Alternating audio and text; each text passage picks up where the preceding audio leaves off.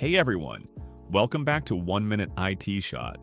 Today I'm going to show you how to create those viral AI figurines you've probably seen all over social media, also known as the Nano Banana trend. First thing, open ChatGPT 5. I've prepared a special prompt for you, just copy it from the description below. Next, choose any picture you like. For me, I'll go with Cristiano Ronaldo because I'm a big fan. That's it. Paste the prompt, upload your picture, and wait for ChatGPT to generate the figurine.